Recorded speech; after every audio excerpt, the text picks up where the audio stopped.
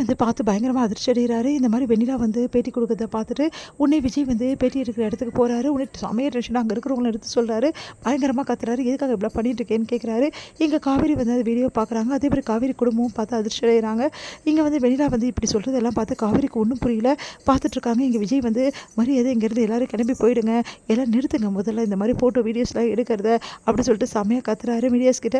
Sir என்ன sir நீங்கள் 2 கல்யாணம் பண்ணியிருக்கீங்க, எனக்கு 2 கல்யாணம் நடக்கல, ஒரே கல்யாணம் தான், என் பொண்டாட்டி பேர் வந்து காவேரி போதுமா, அப்போ இவங்க யார் சார், இங்கே பாருங்கள் இவங்களை விரும்பினது உண்மைதான், ஆனால் ஒரு காலத்தில் நான் விரும்பினேன், அதுக்கப்புறம் எங்களுக்குள்ளே வந்து எதுவுமே கிடையாது, அவங்களுக்கு வந்து இந்த மாதிரி வந்து ஆக்சிடென்ட் ஆனது இதெல்லாம் எனக்கு தெரியாதுங்க, அதனால் எனக்கு மேரேஜ் ஆகிடுச்சு, இப்போ மேரேஜ் ஆனோன்னே என் பொண்டாட்டி தாங்க எனக்கு முக்கியம், அதை சொன்னால் இவங்க புரிஞ்சிக்க மாட்டேங்கிறாங்க, ஆனால் நீங்களும் இந்த மாதிரி கேட்குறது ரொம்ப கஷ்டமாக இருக்குங்க அப்படின்றாரு.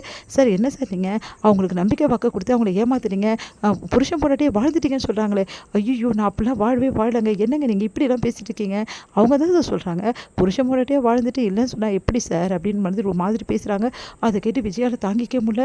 உடனே வந்து அப்படியே வந்து செம்மைய டென்ஷன் ஆகிடாரு. வெண்டா கிட்ட ஏன் வெண்டா ஏன் இப்படிலாம் பண்ணுற, உன்னை நான் நம்பினேனே, உன்னை நம்பி தானே என் வீட்டில் கூட்டினது வச்சேன், உனக்கு எல்லாம் வந்து எல்லாமே பார்த்தனே, என் பொண்டாட்டி தானே உனக்கு எல்லாமே பண்ணா, காவேரி எவ்வளோ தூரம் உடனே வந்து என்னை நம்பியிருந்தா உன்னை கூட்டின்னு வந்துருப்பா, ஆனால் இப்படி பண்ணிட்டே வெண்ணிலா, நான் உன்னை எப்படி வேண்டா ஏமாத்தினேன், எப்படி இப்படி பேசியிருக்கேன் வெண்ணிலா, எல்லோரும் என்னை தப்பாக பேசுகிறாங்களே, உண்மையிலே சொல்லு, என்னைக்காவது உன்கிட்ட அந்த மாதிரி தப்பான விஷயத்தில் நான் வந்து உன்கிட்ட வந்து பழகிருக்கேனா, எப்படி வேணா இப்போலாம் சொல்கிறது கொடுக்க மனசு வந்தது அப்படின்னா, இல்லை விஜய் நான் வந்து மோதிரத்தை பற்றி தான் சொன்னேன், நீ என்னை பற்றி சொன்னியோ, ஆனால் என் பேரை ரொம்ப டேமேஜ் பண்ணிட்டல, எவ்வளோ நாள் பிளான் இது, நீ உங்கள் மாமாவும் சேர்ந்து இந்த மாதிரி என்னை அசிங்கப்படுத்தணும்னு சொல்லிட்டு அசிங்கப்படுத்திட்டீங்கல்ல, ரொம்ப சந்தோஷம், மரியாதை முதல்ல இங்கேருந்து கிளம்பு, என் மூஞ்சிலே முடிச்சிடாத, உனக்கு நான் பார்த்து எல்லாம் செஞ்சதுக்கு எனக்கு தேவை தான், என் பொண்டாட்டி அப்போவே சொன்னா நான் கேட்கல, இப்போ நான் அனுபவிக்கிறேன், என் பொண்டாட்டியே வரமாட்டான்னு சொல்லிட்டு உன் இஷ்டத்துக்கு பேசிட்டு இருக்கியா, என் பொண்டாட்டி என் கூட வருவா வாழ்வா, நானும் காவேரியும் வாழ்கிற வாழ்க்கையை நீங்கள் எல்லாரும் பார்த்து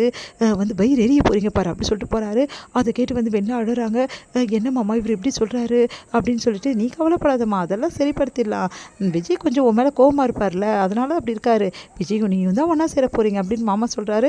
அதே மாதிரி வந்து ராகினி வாங்க எங்கள் வீட்டுக்கு போகலாம் அப்படின்னு சொல்லிட்டு கூட்டிகிட்டு போகிறாங்க. இங்கே வந்து மேடம் சொல்லிட்டு வீடியோக்காரங்க வராங்க, அப்புறம் பேசிப்பாங்க, மேடம் எங்கே போகிறாங்க அப்படின்னு சொல்லிட்டு வீடியோக்காரங்கிட்ட சொல்கிறாங்க பசுபதி. அடுத்து வந்து இங்கே வந்து விஜயால் தாங்கிக்கவே முடியல, பயங்கரமாக டென்ஷனாகி உட்காந்துருக்காரு.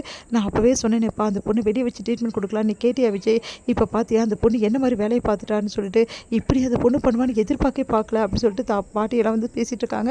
இப்போ காவேரி நான் எப்படி எதிர்கொள்வேனே தெரியல, இவ சமாதானப்படுத்தி அமுச்சிடுவேன்னு சொன்னேனே, இப்போ நான் காவேரி எப்படி வந்து நான் வந்து பேசுவேன், காவேரி கிட்ட ஒன்றுமே புரியலையே தாத்தான்னு அழறாரு. எனக்கு ஒன்றுமே புரியல தாத்தா அப்படி சொல்லிட்டு இருக்கும்போது, நீ கவலைப்படாப்பா காவேரி கண்டிப்பாக புரிஞ்சுப்பா, காவேரிட்ட போய் பேசு அப்படின்னோடனே விஜய் வந்து காவேரி பார்க்க கிளம்பி வராரு. இங்கே காவேரி குழப்ப நிலையில் இருக்காங்க. எல்லாருமே காவேரி வீட்டில் பார்த்தியா அந்த பொண்ணு எப்படி பண்ணியிருக்கான்னு சொல்லிட்டு பேசிகிட்டு இருக்காங்க. இங்கே காவேரி பார்த்த விஜய் வந்து என்ன பண்ண தெரியாமல் தவிக்கிறாரு. அப்போ காவேரி கிட்ட வந்து, என்ன காவேரி நீயும் என்னை தப்பாக நினைக்கிறியா அப்படின்னு சொன்னோன்னே, நான் எப்படிங்க உங்களை தப்பாக நினைப்பேன், உங்களை பற்றி எனக்கு தெரியாதா அப்படின்றாங்க.